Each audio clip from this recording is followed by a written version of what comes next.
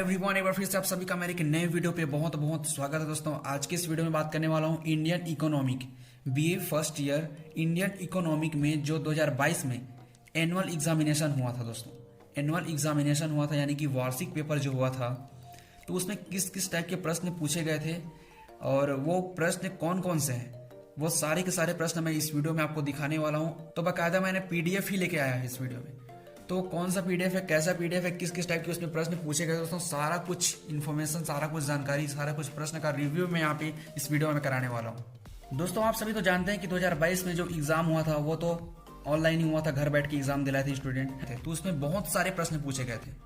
ऐसा नहीं कि एक एक यूनिट से सिर्फ दो दो प्रश्न पूछे गए थे। पहले क्या होता था कि एक यूनिट से दो प्रश्न पूछे जाते थे, और शायद पिछले ईयर तो ऐसे पूछे गए थे, बहुत सारे प्रश्न पूछ दिए गए थे। तो शायद मेरे ख्याल से ये इसलिए पूछे गए थे बहुत सारे प्रश्न क्योंकि घर में मोबाइल से या फिर बुक से किसी भी चीज़ से देख के स्टूडेंट क्या कहते हैं, मतलब ऑनलाइन एग्ज़ाम दिलाए थे। ऑफलाइन नहीं होता, कोई भी स्टूडेंट कॉलेज नहीं गया था एग्ज़ाम दिलाने के लिए। तो यहाँ पे क्या हुआ है, बहुत सारे प्रश्न पूछे गए उस पेपर में। तो बहुत सारे जो प्रश्न पूछे गए तो वो प्रश्न भी इंपॉर्टेंट है, ऐसा नहीं कि वो प्रश्न इंपॉर्टेंट नहीं है, वो प्रश्न बहुत इंपॉर्टेंट है। तो उन्हीं प्रश्नों को क्या करना है, अब 2023 में आपको तैयारी करना है दोस्तों, और बाकायदा तैयारी करना है। कैसे तैयारी करना है, क्या सारा कुछ इस वीडियो में बताने वाला हूँ। तो वीडियो के एंड तक अगर आप बने रहते हैं तो ये कुछ सारा कुछ आपको समझ में क्लियर में पूरा आ जाएगा, है ना, कि किस किस टाइप के प्रश्न पूछे गए थे। तो चलिए दोस्तों, बिना कुछ देरी किए Indian economic BA first year का वो कौन सा प्रश्न है जिससे पूछा गया था और 2023 में भी आने के चांसेस बने हैं। तो बस वीडियो स्टार्ट करने से पहले आपसे एक रिक्वेस्ट है यार, जो कि सब लोग करते हैं, मेरा भी वही रिक्वेस्ट है कि वीडियो को लाइक कर दो और चैनल पे नए हो दोस्तों तो चैनल को सब्सक्राइब कर लो, क्योंकि हम एक छोटे क्रिएटर हैं, हमारा भी सपोर्ट किया करो। हम एक छोटे क्रिएटर हैं, हमारा भी सपोर्ट किया करो। वीडियो को लाइक कर दो, चैनल को सब्सक्राइब कर लो। और बिना कुछ देरी किए दोस्तों चलो उस वीडियो को स्टार्ट करते हैं। मैं पीडीएफ ही लेकर आया हूँ, पीडीएफ में आपको रिव्यू कराने वाला हूँ कि कैसे किस टाइप के प्रश्न पूछे गए थे। तो चलिए दोस्तों वीडियो को स्टार्ट करते हैं। दोस्तों यहाँ पे मैंने पीडीएफ को ओपन कर लिया, जो कि मैंने बहुत मेहनत से निकाला है दोस्तों। तो यहाँ पे आप देख सकते हैं एनुअल एग्जामिनेशन 2022 लिखा हुआ है। यहाँ पे आप सब्जेक्ट भी देख सकते हैं, इकोनॉमिक पेपर 2 है ना, इंडियन इकोनॉमिक का ये जो है 2022 में जो एग्ज़ाम होता है उसका पेपर है दोस्तों चलो बिना कुछ देरी के यहाँ पर हम पहले प्रश्न पे आते हैं। यहाँ पर लिखा है, रिजर्व बैंक ऑफ इंडिया में ने अपना कार्य कब प्रारंभ किया था, है ना, तो इसका आपको उत्तर देना है। दूसरा आता है, जमींदारी प्रणाली क्या है। जमींदारी प्रणाली क्या है, इसके बारे में भी पूछा गया था। तीसरा प्रश्न आ जाता है, कृषि के वाणिज्यीकरण का क्या अर्थ है। चौथा प्रश्न आ जाता है, अंतर्राष्ट्रीय प्रवसन किसे कहते हैं। और पांचवा प्रश्न आ जाता है, मानवीय संसाधन विकास का क्या अर्थ है। छठवां प्रश्न आ जाता है, नई कृषि वित्तीय नीति अर्थ समझाइए, है ना, अर्थ का अर्थ बताइए, मतलब नई कृषि वित्तीय नीति का अर्थ बताइए। ये देखो, नई कृषि वित्तीय नीति क्या होता है, इसके बारे में आपको अच्छे से विस्तार से आपको क्या करना है, अपने गाइड वगैरह में खोज लेना है, ढूंढ लेना है, उसके बाद में पेपर में बैठ जाना है। सातवां प्रश्न आ जाता है, भूमि सुधार का क्या अर्थ है। ये हमेशा पूछा जाता है दोस्तों, ये IMP है, हाँ, इसको हमेशा पूछा जाता है, मोस्ट IMP। उसके बाद में जो आठवां प्रश्न है, मौद्रिक नीति क्या है। मौद्रिक नीति भी हर हमेशा पूछा जाता है, आता ही आता है, तो इसको भी आपको अच्छे से पढ़ लेना है। उसके बाद में हम तीसरे पेज पे आते हैं। जैसे दोस्तों हम यहाँ पे तीसरे पेज पे आते हैं, इसी का और नौवां प्रश्न बचा हुआ है। इसी का नौवां प्रश्न कह रहा है, बचत का अर्थ बताइए। बचत क्या है। बचत देखो, किसी भी बचत कई प्रकार के होते हैं, तो इसमें कौन से बचत, अर्थशास्त्र में कौन से बचत होता है उसके बारे में आपको जानकारी होना चाहिए, तभी आप लिख सकते हैं। उसके बाद में आते हैं 10वां प्रश्न, शाख की रासायनिक क्या है ना, शाख की रासायनिक क्या है। मतलब दोस्तों ये जो प्रश्न है वो एक नंबर का प्रश्न है ना, एक नंबर का प्रश्न है। एक प्रश्न अगर आप सही बनाते हैं तो आपको 1 नंबर मिलने वाला है। उसके बाद यहाँ पे देख सकते हैं, खंड ब में हम आ गए। निम्नांकित लघु उत्तरीय प्रश्नों के लगभग 150 से 200 शब्दों के बीच सीमा में मतलब उत्तर देना है। तो उसके बाद हम नीचे आते हैं, कौन कौन सा प्रश्न है, चलो देख लेते हैं। गतिहीन अर्थव्यवस्था पर टिप्पणी कीजिए।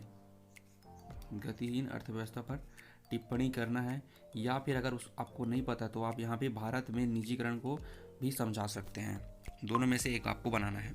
दूसरा प्रश्न कहता है, मानव विकास सूचकांक का उद्देश्य बताइए। मानव विकास सूचकांक का उद्देश्य बताइए। अगर आपको ये नहीं पता दोस्तों तो आप यहाँ पे अथवा करके भारत में आय की असमानता के कारण बताइए। देखो, भारत में अलग अलग व्यक्तियों का अलग अलग आय है, तो जो आय के जो असमानता है, तो असमानता किस प्रकार के हैं उसको आपको यहाँ पे कारण बताना है कि कैसे किस प्रकार से असमानता पाई जाती है भारत में आय के ऊपर। हम यहाँ पे चौथे पेज पे आ जाते हैं।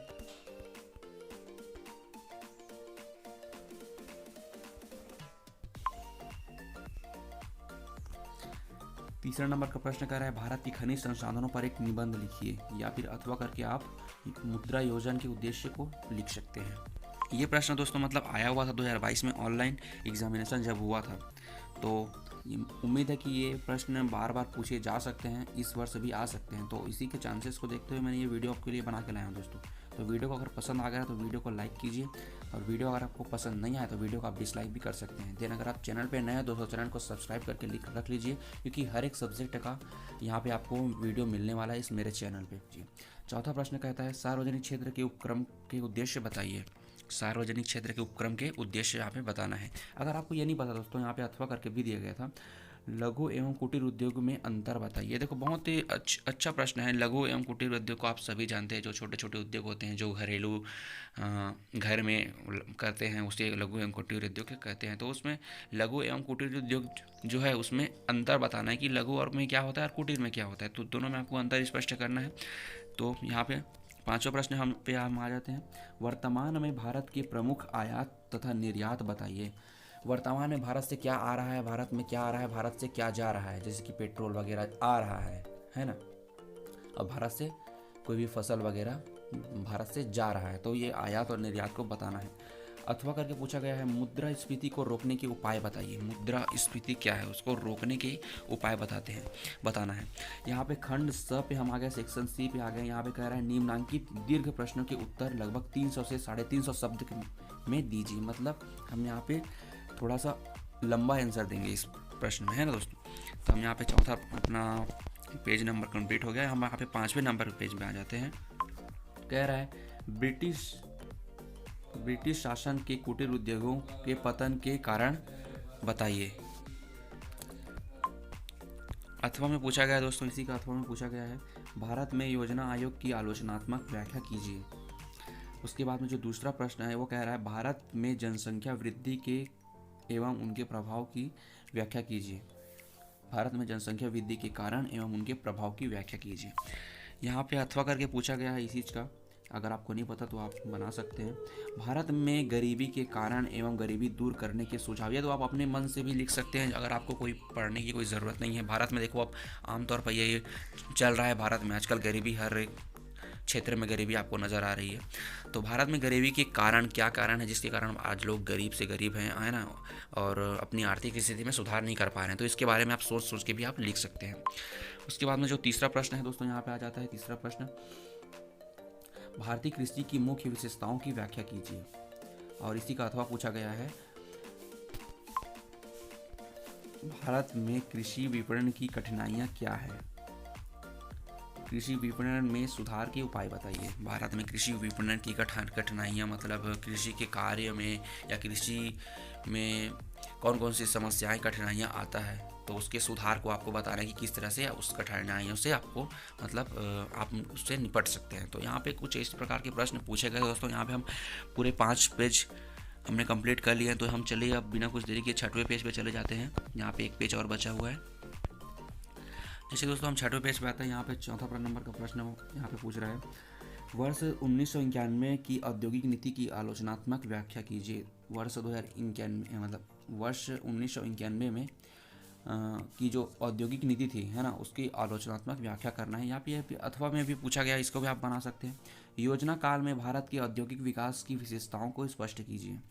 उसके बाद में हम 5वें नंबर के प्रश्न पे आ जाते हैं। कह रहा है राष्ट्रीय आय की परिभाषा दीजिए। राष्ट्रीय आय क्या है इसके बारे में आपको बताना है, परिभाषा दे रहे हैं। भारत में राष्ट्रीय आय की धीमी वृद्धि के कारण को बताइए। उसके बाद में इसी का अथवा दिया गया है दोस्तों, अगर आपको पता नहीं तो बता सकते हैं। निवेश क्या है इसका अर्थ आपको लिखना है। भारत में निम्न निवेश के कारण बताइए। ये वीडियो हमारा कंप्लीट हो गया, पेपर भी कंप्लीट हो गया, जो कि पूरे 6 पेज का था। तो मैंने पूरे PDF के थ्रू आपको बता दिया कि इस टाइप के प्रश्न पूछे गए थे ऑनलाइन एनुअल एग्जामिनेशन 2022 में। अब अभी आ रहा है 2023, तो इस साल तो ऑनलाइन होने ही नहीं वाला है, ऑफलाइन होने वाला है, तो इसकी आप अच्छे से तैयारी कर लीजिए। आई होप कि दोस्तों वीडियो आपको पसंद आया होगा यार, बहुत ही मेहनत के साथ ये PDF मैं लेकर आता हूँ, है ना, कहीं न कहीं से ढूंढ के जुगाड़ करके आप सभी के लिए लेके आता हूँ। तो यार इतना तो आप कर सकते हैं, वीडियो को एक लाइक कर दीजिए दोस्तों, और चैनल पे बने रहिए, हमेशा मैं ऐसी वीडियो हमेशा